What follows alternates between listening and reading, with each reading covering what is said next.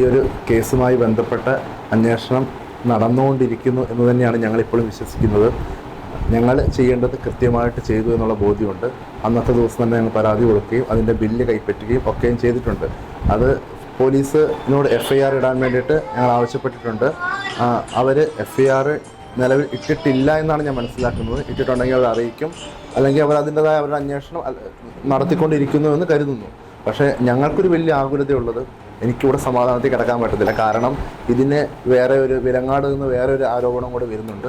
ഇങ്ങനെയൊക്കെ എല്ലായിടത്തും ഇത് ആരോപണം നടക്കുന്ന സമയത്ത് ഈ ഒരു കല്ലറ പിന്നെ സംരക്ഷിക്കേണ്ടത് ഇപ്പം ഞങ്ങളുടെ ഇടവക്കാരുടെ മാത്രം ഉത്തരവാദിത്വമായിട്ട് വന്നേക്കുവാണ്. അപ്പോൾ ഞാനിപ്പോൾ ഇവിടെ ഇടവക്കാരോട് പറയുവാണ്, നിങ്ങൾ മാറി മാറി ഇവിടെ ഈ സമീപത്ത് വന്ന് താമസിക്കണം എന്ന് പറഞ്ഞിട്ട് രാത്രികളിൽ അവരാണ് ഇവിടെ വന്ന് കിടക്കുന്നത്. അല്ലെങ്കിൽ ഇതങ്ങോട്ട് അങ്ങനെ തന്നെ പ്രിസർവ് ചെയ്യുക എന്നുള്ളത് എൻ്റെ ആവശ്യമായിട്ട് ഇപ്പം വന്നേക്കുവാണ്. അതൊക്കെ നമുക്ക് നല്ലൊരു ബുദ്ധിമുട്ടുണ്ട്.